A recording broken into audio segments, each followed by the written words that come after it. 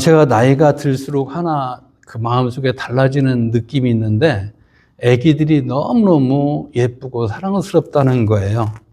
아기들을 보면 너무 예뻐서 어쩔 줄 모르겠어요. 흔한 일은 아닌데 이제 우리 아기들이 교회에 와서 이제 제가 품에 안을 때가 있는데 그때는 막 제 몸속으로 뼛속으로 행복이 막 스며드는 그런 느낌이 들어요. 정말 주체할 수 없는 기쁨이 있습니다. 그때마다 제가 다른 사람들의 아기도 이렇게 예쁜데 제가 만약에 손주를 낳는다면 얼마나 더 이쁠까, 손주를 얻게 된다면 얼마나 더 이쁠까, 이런 상상을 해보게 됩니다. 만약에 제가 이제 손주를 얻는다면 그 아기가 눈을 떠도 예쁘고 눈을 감아도 예쁘고 웃어도 예쁘고 울어도 예쁘고 뭐 꼬물꼬물 움직이고 있는 것도 예쁠 것 같고 기어다니도 예쁘고 걸어도 또 뛰어도 넘어져도 일어서도 다 예쁠 것 같습니다. 이런 마음의 어떤 제 마음을 제 친구 목사님한테 만나서 얘기한 적이 있습니다. 그 친구는 이제 저보다 나이는 같지만 아들이 결혼을 먼저 해서 손주가 있습니다. 제가 그 친구 목사님한테 그 얘기를 했더니 그 친구 목사가 말하기를 손주가 없는 사람은 말을 마시오. 실제로 손주를 보면 그 이상의 행복이 있답니다. 이렇게 얘기를 했습니다. 그런데 이렇게 나이가 들수록 아기가 예뻐지는 것은 심리적으로 보호 본능이 깊어지기도 하고 관계의 중요성을 알기 때문이래요. 그런데 또 특별히 할아버지가 자기 손주를 예뻐하는 이유 가운데 하나는 손주를 내가 어떻게 좀 키워내야 된다는 책임은 없는데 그 손주에 대한 기대는 있어서 손주가 더 그렇게 예뻐진답니다. 저는 그 말이 상당히 설득력이 있는 것 같아요. 손주는 제 아빠 엄마가 있으니까 내가 어떻게 키워야겠다 이런 책임 좀 덜하지 않습니까? 근데 이제 내가 난 자식 키울 때는 그게 아닌 것 같아요. 어쩌면 어떤 집사님 만나서 잠깐 말씀을 나눴지만 남자들은 특별히 가정을 이끌어야 된다, 자식을 키워내야 된다, 먹여 살려야 된다, 이런 부담감이 굉장히 상당히 큽니다. 아마 여성들이 느끼는 것보다 좀 더 크리라 생각을 합니다. 어떻든 간에 근데 제가 볼 때 이렇게 아기들이 이쁜 또 한 가지 이유가 있는 것 같습니다. 그게 뭐냐면 아기가 때에 맞는 행동을 하기 때문에 예쁜 거죠. 아기가 막 나는데 그 아기 때 막 난 아기는 먹고 잠만 잘 자도 때에 맞는 행동이니까 예쁜 거 아니겠어요? 예. 또 길 때 기는 것도 예쁜 거고 물 때 얘 싫다 좋다를 표현하는 거니까 그것도 예쁜 거고 걷는 것도 뛰는 것도 다 예쁜 거죠. 만약에 때에 맞지 않게 한 100일쯤 지난 아기가 어머니 스타벅스 가서 커피 한잔 합시다. 그러면 이건 징그러운 거잖아요. 때에 맞지 않기 때문에. 네. 마찬가지로 우리가 신앙생활도 하나님이 우리를 보실 때도 마찬가지일 거라고 생각을 해요. 우리가 완전해서 하나님이 우리를 예뻐하는 것이 아니라 때에 맞는 믿음의 성장이 있을 때 그걸 하나님이 예쁘게 보시는 것이죠. 그런 의미에서 이 시간에 우리가 믿음의 정주행 이런 제목으로 말씀을 나눌 때 다시 한번 믿음의 정주행을 위한 시동을 거는 시간이 될 수 있기를 바랍니다. 우리가 이제 2달 만에 갈라디아서 말씀으로 다시 돌아왔는데요. 그래서 잊어버렸을 그 배경을 잠시만 말씀을 드리겠습니다. 갈라디아서는 AD 50년 중반에 바울 사도가 기록한 말씀인데 이 갈라디아 지역은 오늘날 트르키에 옛날에 터키라고 그랬죠. 그 지역에 있는 여러 지역을 묶어서 조금 넓은 지역을 묶어서 갈라디아 지역 이렇게 말을 합니다. 바울이 1차 선교 여행을 하는 중에 그 지역에 복음을 전함으로 세워진 교회입니다. 그런데 이 갈라디아 교회에 거짓 교사들이 나타나서 율법주의라는 가라지를 뿌려댔습니다. 할 일을 행해야 된다. 율법을 지켜야 구원을 받는다, 의롭게 된다. 이런 가라지를 뿌려놓은 것이지요. 너무나 허무맹랑한 이런 주장이지만은 믿음이 연약한 이 갈라디 교회 성도들은 그 말에 그런가 하여 귀를 기울이고 기울어져 버리고 흔들리는 사람들이 많게 되었습니다. 오히려 알곡이 가라지를 오히려 묶어내고 살지 못하게 만드는 이런 모양이 만들어진 것이죠. 그리고 바울의 사도권을 부정함으로 바울이 전하는 복음은 마치 틀리고 좀 질이 떨어지고 가짜인 것처럼, 그러므로 바울의 가르침을 머릿속에서 지워내려고 했습니다. 이 소식을 들은 이 바울 사도가 3차 전도 여행 때 그들의 주장이 잘못되었고 그들의 율법주의가 너무나 못된 것이고 자신의 사도권이 얼마나 정당한지를 성령의 감동으로 기록해서 편지를 보냈는데 그게 갈라디아서입니다. 그러므로 바울은 1, 2, 3장을 보면 먼저 자신의 사도권에 대해서 해명을 하지요. 그리고 율법으로 의롭게 되고 구원받는 것이 아니라 예수님을 믿음으로 의롭게 되고 구원받는다는 사실을 명확히 말씀을 전했습니다. 그리고 3장에서 우리가 이제 12월 달에 마지막 지난번에 3장을 말씀을 나눌 때 그거 보면 이 율법은 마치 몽학 선생 같은 거다, 이런 얘기를 했습니다. 몽학 선생이 뭐냐? 이 얘기도 설명을 그때 제가 말씀을 드렸죠. 그런데 오늘은 이제 그렇다면 이 율법의 기능적 한계는 무엇이고 왜 초등학문으로 돌아가려고 하느냐고 그들을 이제는 책망하려는 내용이 나오고 있습니다. 먼저 1, 2절을 보면 바울은 유업을 이을 자가, 어떤 부모로부터 유산이나 이런 걸 이을 자가 모든 것의 주인이지만, 아직 그 유업을 이을 자가 주인이지만 어릴 때에는 종과 다름이 없어서 아버지가 정할 때까지 어떤 후견인, 청지기 아래 있지 않느냐, 이런 얘기를 합니다. 이게 무슨 말을 하는 거겠어요? 3장에서 말했던 청지기 이야기를 다시 한번 말하고 있는 것입니다. 고대 그리스 로마 사회에서 몽학선생, 이 몽학선생의 이야기를 하는데, 이 몽학선생은 학교 교사가 아니라 주인의 아들이 성년이 될 때까지 그를 보호하고 숙제랑도 도와주고 학교 등하굣길도 인도해주고 감독도 해주고, 이런 노예 중에 좀 뛰어난 노예인 거예요. 사실은 아무 권한도 없는데 주인이 야, 우리 아들이 좀 철들 때까지, 좀 클 때까지 네가 좀 이것저것 좀 도와주고 학교 좀 등하교 시켜주라, 이렇게 맡김을 받은 노예, 이게 몽학선생이라는 말입니다. 그러다가 이제 때가 되면 주인의 아들은 이제 크면 성인식을 하는 거죠. 로마사에서는 16살 전후에 했다고 그러고요. 또 14살 때 했다는 기록도 나옵니다. 어쨌든 이렇게 때가 되면 성인식을 하고 아버지의 유산을 상속할 수 있는 법적인 권리를 갖습니다. 그리고 그 성년식을 하는 것은 아버지가 정하는 거예요. 아버지가 볼 때, 얘는 이제 좀 철들어서 뭔가 좀 맑게 알아먹어서 유산을 물려줘도 얘가 관리할 수 있겠구나, 이런 판단이 들 때 성인식을 하게 되는 것이죠. 그런데 사도 바울이 왜 그 당시에 문화 가운데 있었던 몽학 선생 이야기, 성인식 이야기, 이런 것을 왜 하게 했습니까? 바로 이 말을 하고 싶어서입니다. 3절을 다 같이 읽어보겠습니다. 시작. 이와 같이 우리도 어렸을 때 이 세상 초등학문 아래 있어서 종노릇하였더니, 여기서 이 초등학문이라는 말이 스토이케야, 이런 말인데, 원어로 그런 말인데, 이런 이 스토이케라는 말은 원래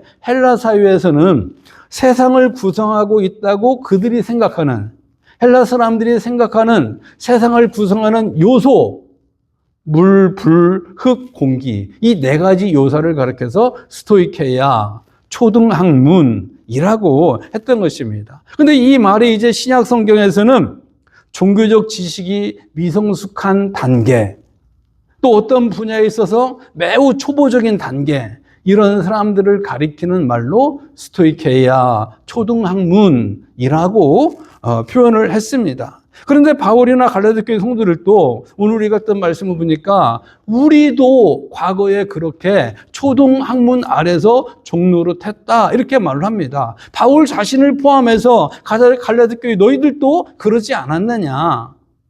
그런데 사실 여기서 말하는 초등학문은 율법을 가리키는 말인 거예요. 너도 너도 한때는 율법의 종노릇하고 율법을 지킴으로 구원받을 것처럼, 율법을 지킴으로 의롭게 될 것처럼 그러지 않았느냐, 이렇게 말을 하고 있습니다. 실제로 그렇잖아요. 바울은 율법을 철저히 지키기로 유명했던 바리새파 출신입니다. 바리새파.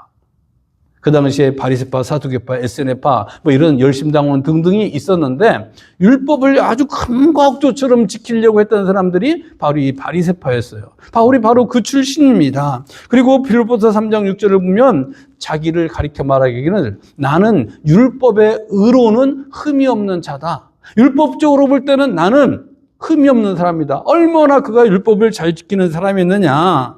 율법을 지킴으로 의롭게 되고 율법을 지킴으로 구원받을 수 있다고 몸부림쳤던 이런 사람이란 말입니다. 그러니까 그렇게 의롭게 살았던 이 바울인데 미안하지만 예수님이 볼 때는 종교인이었지 크리스찬은 아니었다는 말입니다. 그런데 바울이 하나님의 은혜로 율법의 탈을 벗어버리고 이제는 율법의 그 무거운 짐을 벗어버리고 자유인이 되었습니다. 하나님의 자녀가 되었습니다. 하나님의 부름을 받았습니다. 얼마나 이것이 중요하고 얼마나 감사한지 바울은 자기의 과거에 그 화려했던 모든 커리어를 다 배설물로 여겨버리고 오직 예수 그리스도 그 복음을 전하기 위해서 목숨 걸고 지금 뛰고 있는 중입니다. 그런데 자기가 복음을 전했던 그 갈라디아 교회가 다시 율법의 종노릇하는 자리로 돌아가려고 하니 얼마나 안타깝고 딱한 노릇이겠습니까? 이것은 사실 우리에게도 너무나 중요한 거죠. 그래서 지금 바울은 아주 중요한 얘기를 말하고 있습니다. 저와 여러분들도 그런 의미에서 정신 바짝 차리고 들어야 될 순간입니다. 4절을 보니까 때가 차매 이렇게 말씀합니다. 하나님은 때가 차니까 그 아들을 예수님을 우리에게 보내셨다는 거예요. 이 땅에 보내셨다는 거예요. 1절에서도 2절에서도 3절에서도 때라는 말이 계속 나오는데 드디어 4절에서는 그 때가 찼다 이렇게 말씀을 하고 있습니다. 이 말은 뭐냐면 하나님께서 온 우주를 창조하시고 경영하시는데 그 구속 경륜을 이루시는 하나님의 타임테이블, 구속사가 있다는 거예요. 세상의 모든 역사 가운데 도도히 흐르고 있는 하나님의 구속의 역사가 있다. 그런데 타임테이블이 때가 되어서 하나님께서 지금 아들 예수님을 보내셨다. 이 말씀을 하고 있습니다. 우리가 지금 주일 예배를 드릴 때 1시간의 예배도 시간을 정해놓고 뭔가 이런 시간표가 있는데 온 우주를 경영하시는 하나님께서 어찌 역사의 시간표를 갖고 계시지 않겠습니까? 그래서 지금도 우리가 이 세상을 살아갈 때 역사적으로 이해 못할 일이 많이 벌어집니다. 그러나 중요한 것은 역사는 내가 이해는 못해도 내 뜻대로 굴러가지는 않아도 하나님의 뜻은 여전히 이루어지고 있고 하나님의 그 타임테이블을 향해서 여전히 오늘도 뚜벅뚜벅 역사는 흐르고 있다는 사실을 믿으시기 바랍니다. 그런데 하나님은 때가 차서 그 아들 예수님을 보내셨는데 여자에게서 나게 하시고 율법 아래 나게 하셨다 이렇게 말씀을 하고 있죠. 여자에게 나셨다는 것은 동정녀 탄생을 말씀하는 거고 예수님도 완전한 인성을 가지셨다 이걸 말씀하고 있는 거예요. 율법 아래 태어나셨다는 것은 예수님도 율법을 지키는 이런 분으로 율법 아래에서 요구 아래에서 태어나셨다 이런 말씀입니다. 그럼 왜 예수님이 완전한 인성을 갖고 태어나셔야 하고 율법 아래 오셔야 됩니까? 바로 우리가 인성을 가진 모든 인간이고 우리가 율법 아래에 있기 때문에 인간이면서 율법의 지배를 받고 있는 그 우리를 구원하시기 위해서는 완전한 인성을 갖고 오셔야 됐고 그리고 율법 아래에 오셔야 됐던 것이죠. 그러나 우리를 구원하러 오셨기 때문에 그 예수님은 죄가 없는 분으로 오셔야 되기 때문에 동정녀를 통해서 이 땅에 오셨다는 말씀입니다. 그것을 5절에서는 이렇게 표현하는 거예요. 5절을 다 같이 읽어봅시다. 시작. 율법 아래 있는 자들을 속량하시고 우리로 아들의 명분을 얻게 하려 하심이라. 제가 앞에서 말씀을 드렸던 그런 내용을 풀어 말씀한 거예요. 그런데 여기 말하는 속량이라는 말이 있잖아요. 이게 속량이라는 말은 어떤 노예가 있는데 그 노예를 위해서 그 노예의 몸값을 주고 그 사람을 자유인으로 풀어줬다. 이런 의미입니다. 우리가 죄와 저주 아래 있을 때 하나님은 그 아들 예수님을 이 땅에 보내셔서 우리의 몸값을 치르셨다. 어디에서? 십자가에서. 바로 그 일을 위해서 예수님이 이 땅에 오셨다는 말입니다. 그리고 아들의 영 성령입니다. 성령을 우리에게 주셔서 그 하나님을 아버지라 부르게 하셨다. 이렇게 오늘 말씀에 4절부터 7절 사이에서 쭉 설명을 해주고 있습니다. 그렇기 때문에 사실 율법 아래 종노릇하던 모든 인간이 하나님을 아버지로 부를 수 있는 것은 인간이 받을 수 있는 최고의 상속을 받은 거다. 이 말씀을 하고 있는 것입니다. 그렇지 않습니까? 우리가 하나님을 아버지라고 부를 수 있는 것은 그 사람이 바로 천국을 상속할 사람이기 때문에, 그 사람이 영생을 누리는 사람이기 때문에 우리가 하나님을 아버지라고 부른다는 것은 놀라운 일입니다. 놀라운 일입니다. 제 기억을 더듬어 봐도 제가 예수님을 영접하기 이전까지는 율법적으로 얼마나 열심히 특심했는지 몰라요. 고등학교 3학년짜리가 새벽 예배에 다니는 사람이 흔하겠습니까? 주일은 말할 것도 없고, 오전에 있는 중고등부 예배를 드리고, 결석한 사람들 한 바퀴 싹 돌고 난 다음에 11시 예배, 어른 예배에 또 참석을 하고, 제가 그렇게, 극성맞게 교회 생활을 했습니다. 그런데 그때까지도 예수님을 영접하지 못했어요.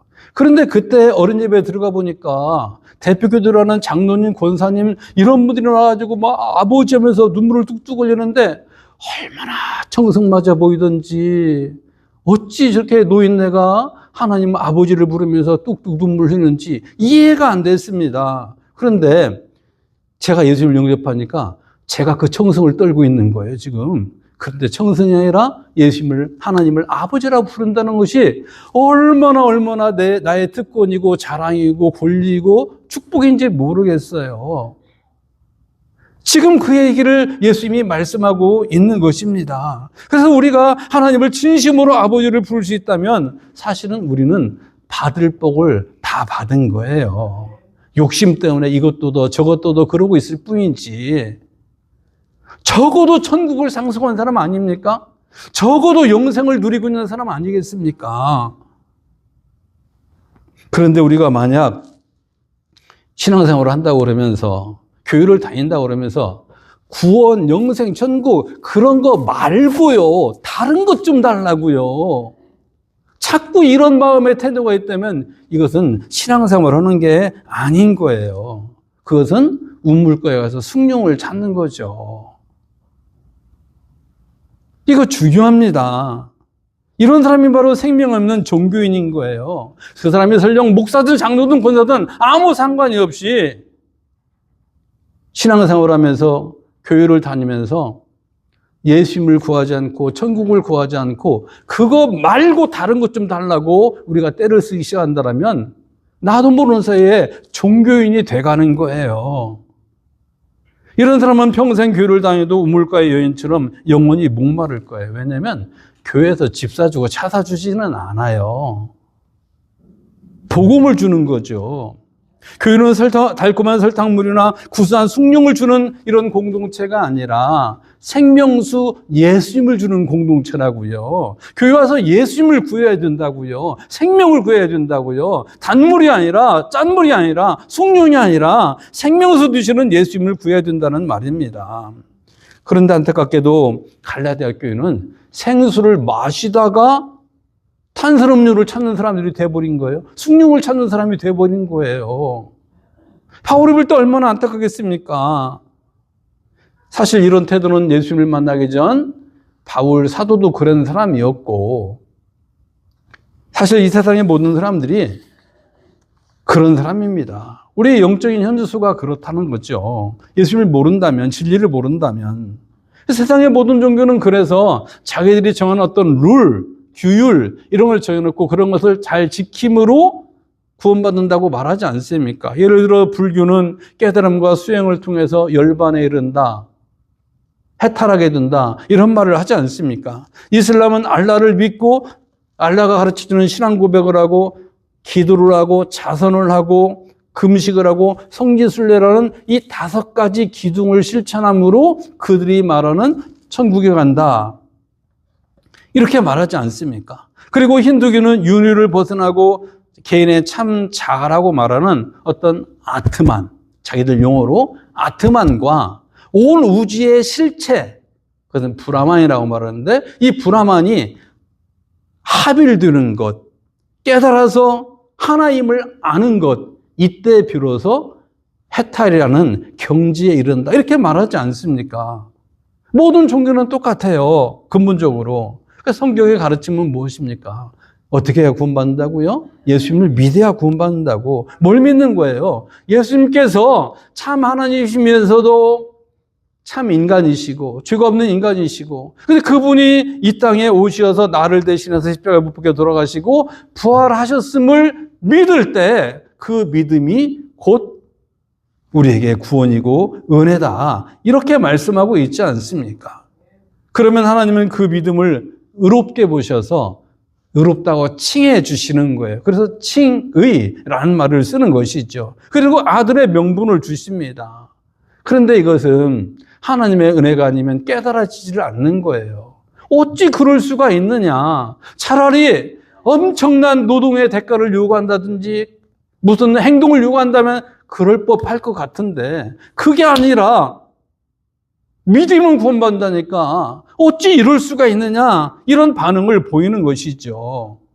그러나 그게 하나님의 약속이고 하나님의 구원의 방법이라는 거예요. 하나님은 우리가 율법을 지켜서 구원받지 못한다는 것을 너무너무 잘 아시는 거예요.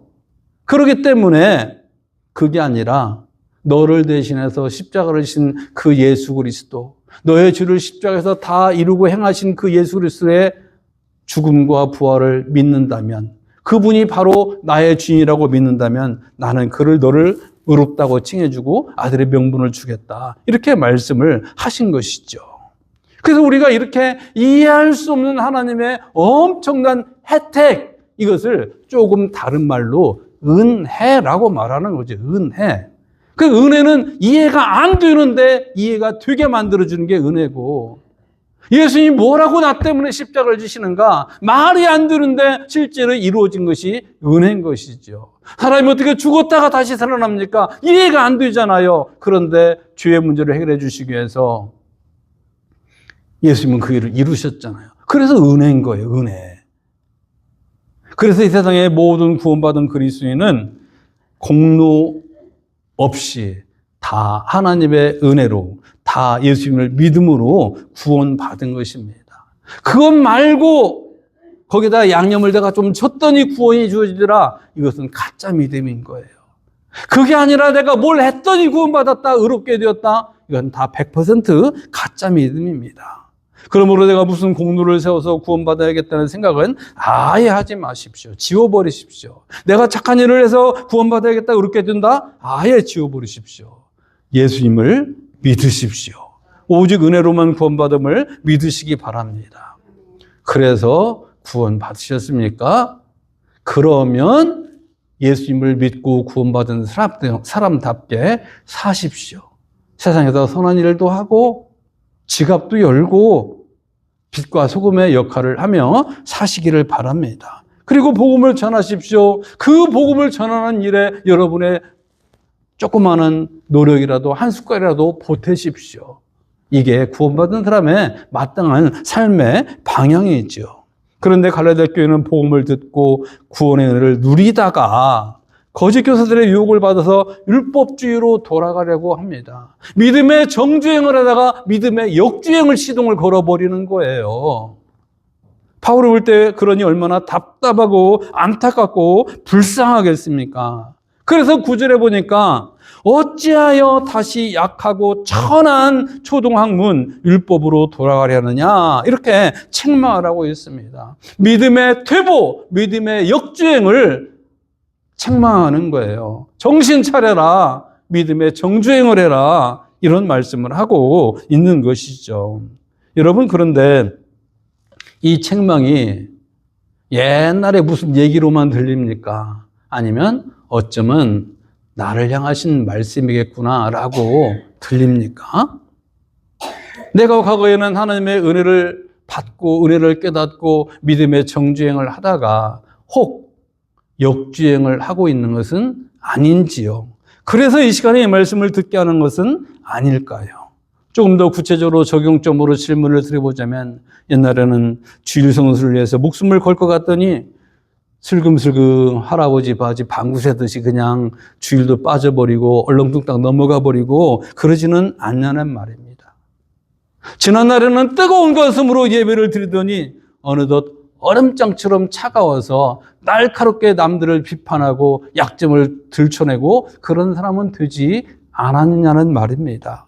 구원의 감격을 누리며 봉사하고 전도하고 선교하는 일에 동참하더니 그런 것들을 다 부질없는 짓으로 여기고 무거운 짐으로 여기고 있지는 않습니까? 이런 것들이 바로 믿음의 역주행의 증거라는 말입니다. 그렇다면 하나님은 이렇게 말씀하는 거죠. 어찌하여 약하고 천한 초등학문으로 돌아가느냐? 어찌하여 믿음의 역주행을 시도하느냐? 멈춰라. 이렇게 말씀하는 것입니다. 그러므로 제가 다시 한번 부탁을 드립니다. 저와 여러분 모두가 믿음의 신발끈을 질끈 동염하고 옷깃을 여미는 은혜가 있으시기 바랍니다. 계시록 3장에 나오는 라오디가 교회처럼 너희들은 어찌하여 차지도 않고 덥지도 않느냐, 이런 책망 듣는 사람이 되어서는 안 되지 않습니까? 갈라디아 교인들처럼 너희가 어찌하여 율법의 종로로 타려느냐, 어찌하여 그 약하고 천한 초등남으로 돌아가려느냐, 이런 책망을 들어서는 안 되지 않습니까? 11절을 보면 바울은 이렇게 믿음의 역주행을 하는 갈라디아 교회를 보고 내가 너희를 위하여 수고한 것이 헛될까 두렵다고 말합니다.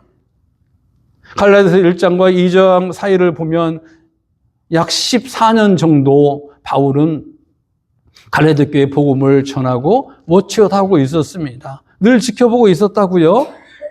그런데 지금 물거품이 생겼으니 얼마나 이게 마음에 두려운 일이고 근심이 되겠습니까? 그러나 사실은 이 바울의 근심은 하나님의 근심이기도 해요. 성령의 감동으로 기록되었잖아요. 하나님의 마음을 지금 우리에게 말씀하고 있는 거라고요.